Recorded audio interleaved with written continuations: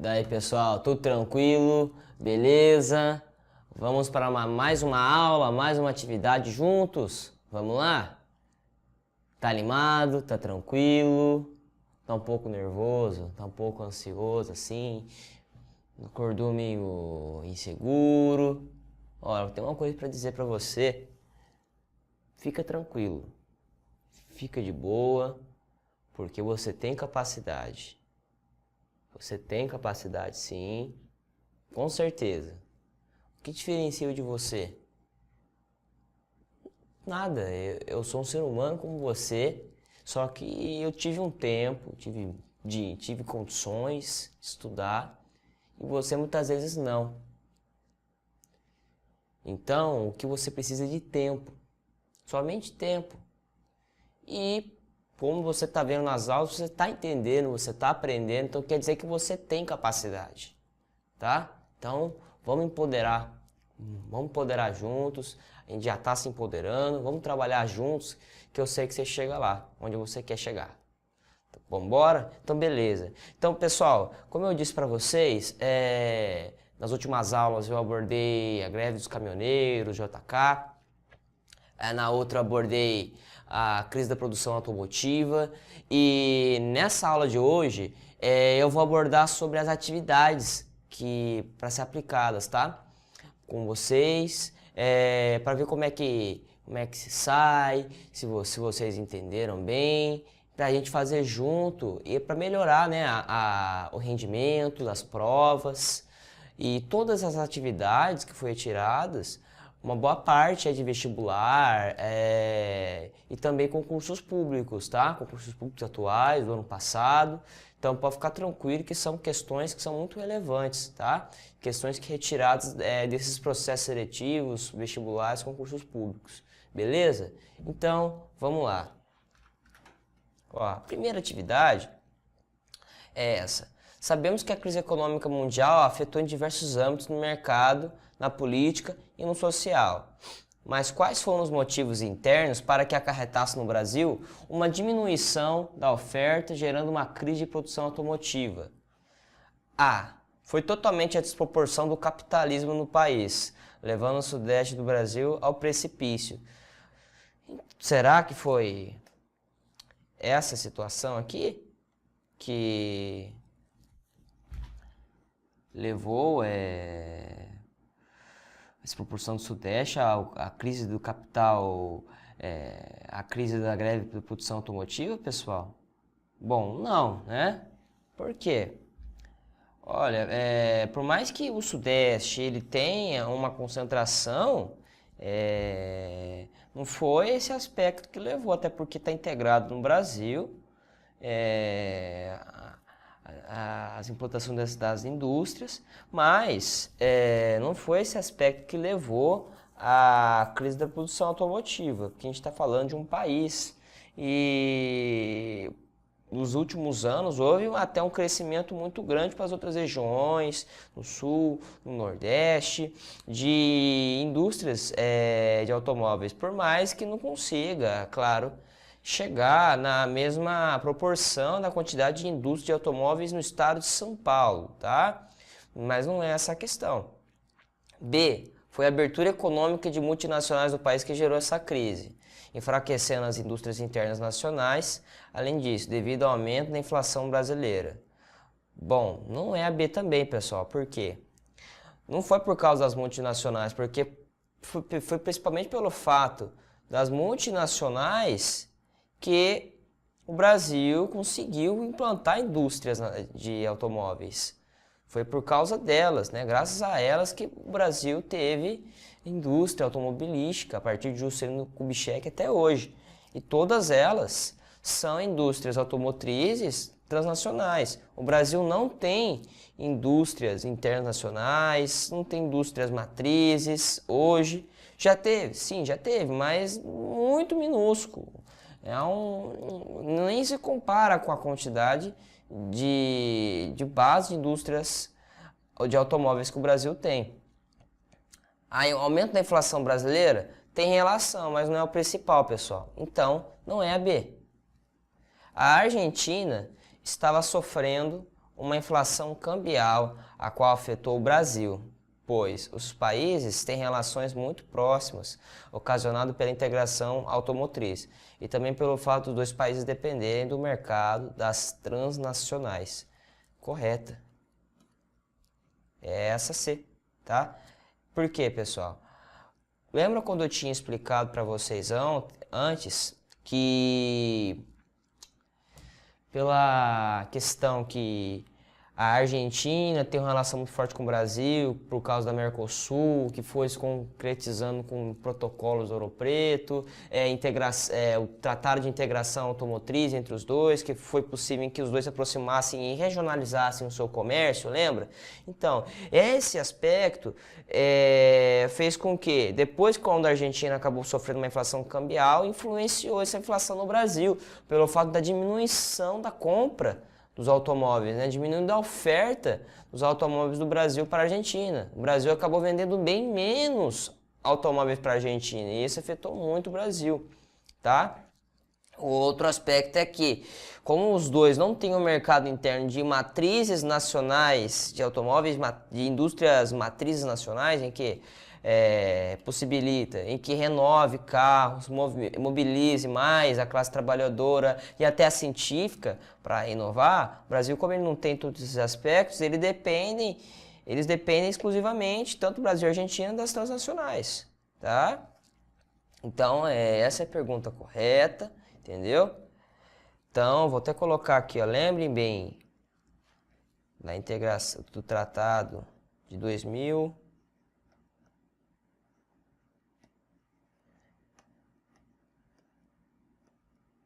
integração automotriz,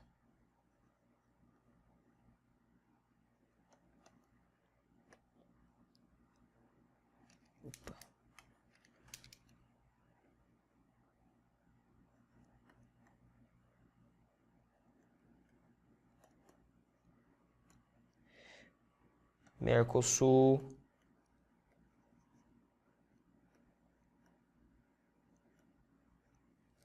e também transnacionais, né? Você pode colocar assim.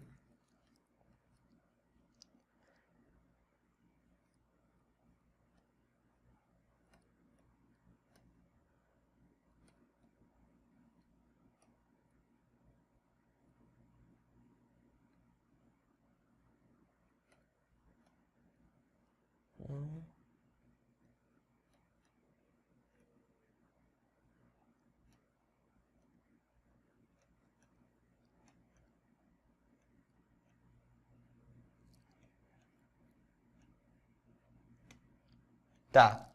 Agora D. Foi ocasionado pelo Protocolo de Ouro Preto, em 1994, que consistiu em aumentar a taxa dos preços de importação dos dois países, pois o Brasil e a Argentina precisavam pagar suas dívidas externas. Não, pessoal, isso aí é pelo contrário. O que consistiu o Protocolo de Ouro Preto, tá?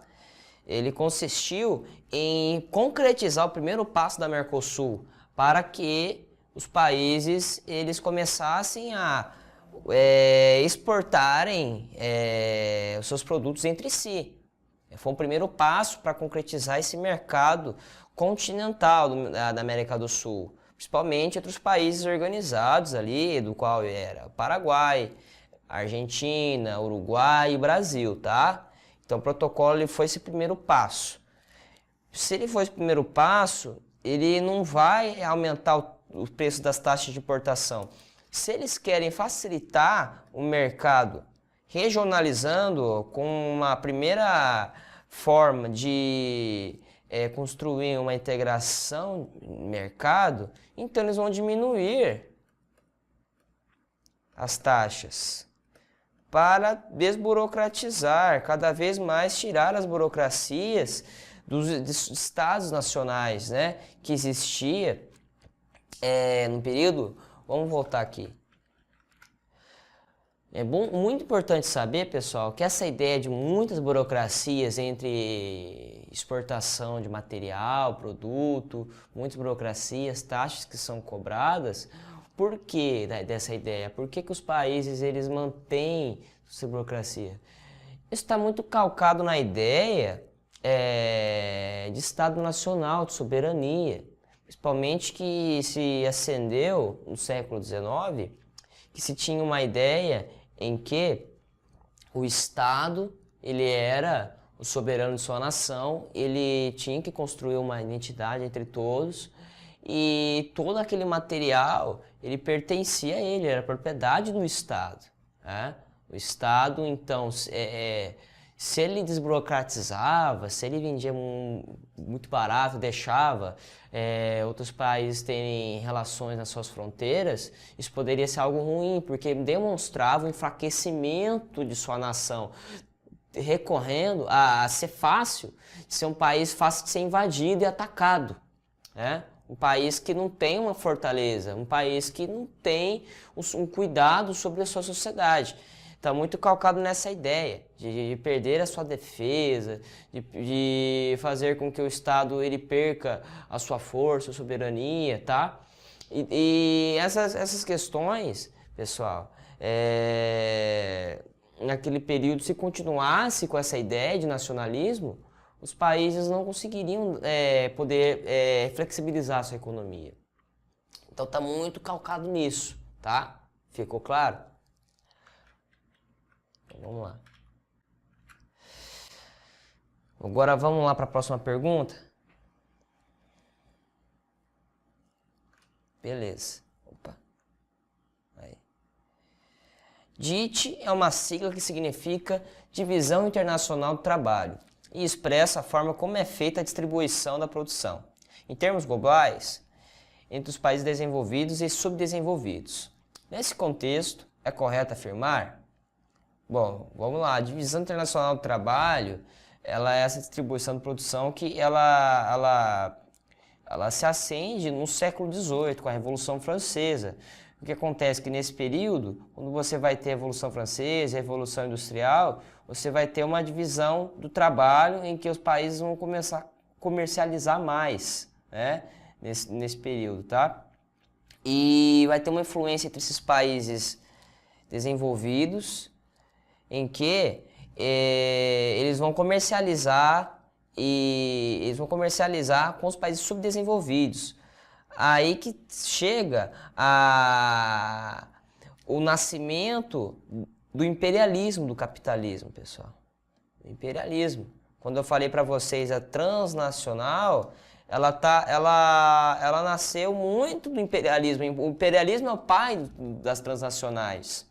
Porque quem foram os primeiros países que criaram as transnacionais? Os países de primeiro mundo, como os Estados Unidos, França, Inglaterra, Alemanha depois, tá? Esses países, então, eles construíram suas transnacionais porque chegou um determinado período no seu Estado Nacional, o mercado já não era o suficiente para os monopólios, para as grandes empresas. Então, foi necessário articular um negócio com os bancos para investir em mais negócios em outros países que são mais subalternos, países que eram mais fracos. E para isso, se fosse necessário usar da violência para adquirir seu lucro, eles usavam, tá? Então, foi uma relação que começou no século XVIII e XIX, entre os países desenvolvidos aos subdesenvolvidos, fazendo com que eles se submetessem ao mercado dos maiores, dos de primeiro mundo, e então foi se desenvolvendo com a globalização no século XX, ao XXI, é uma globalização em que cria uma ideia em que o mundo é mais democrático e todos podem ser tratados como iguais, com mercados mais aprimorados, com uma distribuição, tal. Mas ele quer saber atualmente como se situa, né, essa divisão internacional do trabalho, tá? Entre os países desenvolvidos e subdesenvolvidos, em termos globais, tá? Nesse contexto, é correto afirmar a divisão norte-sul da economia e da política global é uma das expressões da DIT clássica. Não, pessoal, a divisão norte-sul da economia, política nacional, política global não é uma das expressões, até porque não há uma divisão entre o mundo, né? O mundo não é dividido entre o norte e o sul. Dá para entender? Ele não é, tá? Parece que é até um tratado de Tordesilhas ao contrário, né? Que é assim, mas não é, pessoal. O mundo não é dividido. O mundo naquele período estava passando por um processo de independência dos países. Os países estavam se tornando independentes e tendo mais liberdade de comercializar com os outros, né? Não era dividido. O mundo não tinha divisões entre o norte e sul naquele período, tá? Na atual DIT, há uma maior dispersão das multinacionais pelos países periféricos, o que tem garantido a esses países um maior fortalecimento de suas economias.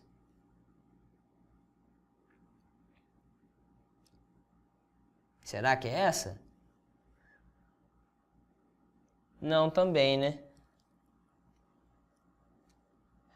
Por mais que há uma dispersão maior das multinacionais, não é isso que fez com que esses países que são subdesenvolvidos fortalecessem suas economias.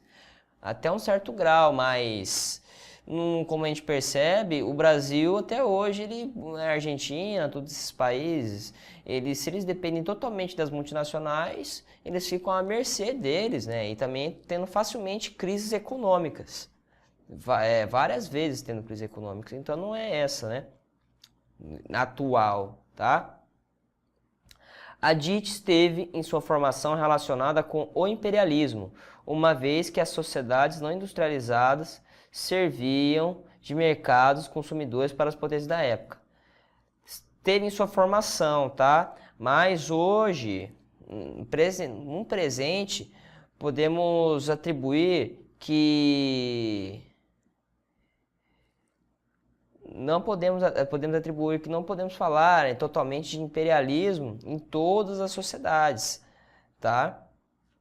Por questão de interpretação e porque eles estão falando, olha, um contexto atual, essa resposta é errada. No atual momento da DIT, não se registra desconcentração das riquezas mundiais, que continuam pertencendo às nações de industrialização clássica. Correto. Por quê? Até hoje nós temos uma concentração de indústrias matrizes nos países de primeiro mundo, tá? Que pertence às nações de industrialização clássica. Mas, professor, poderia dizer também imperialismo nessa situação se mantém entre esses países? Poxa, sim, poderia até colocar. Mas, por questão de interpretação, deveria colocar na questão do atual momento, né?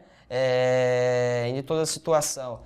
Por isso que eu acho que seria uma pegadinha, né? Um trocadilho para o cara errar, porque ele tá certo afirmando, que tá falando, olha, existe um imperialismo na DIT, mas ele usa o verbo do passado, né? Do esteve.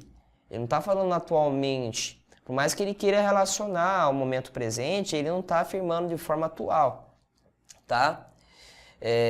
Então, a D seria correta. Há uma inversão, vamos lá ver a E. Há uma inversão, atualização da DIT, pois os países subdesenvolvidos, sobretudo os da África subsaarina e das dimensões, passaram a importar produtos industrializados. Bom, nessa questão aqui, a África ela começou a sobressair, sim, o continente africano, principalmente o país da África do Sul. No entanto, de forma geral, não dá para afirmar que os países desenvolvidos e todos eles passaram a importar produtos industrializados, e vamos dizer assim, produtos industrializados com indústrias matrizes. Tá? Há uma revolução, sim, industrial nos países de terceiro mundo, que eles começaram a industrializar e industrializar produtos do seu próprio estado, não dizendo que são estatais, mas privados, né? Por exemplo, no próprio país, há empresários que são empresários industriais, que exportam alimentos, carros, existe, mas não dá para colocar de forma geral, tá, pessoal? Não há uma inversão como se os países subdesenvolvidos dominassem os desenvolvidos, tá? Beleza? Vamos para a próxima. Questão Milton Santos é um dos renovados... Não, esse aqui não. Então tá, pessoal? Vamos terminar por aqui agora, fazer o intervalo. Aí na próxima a gente volta, tá?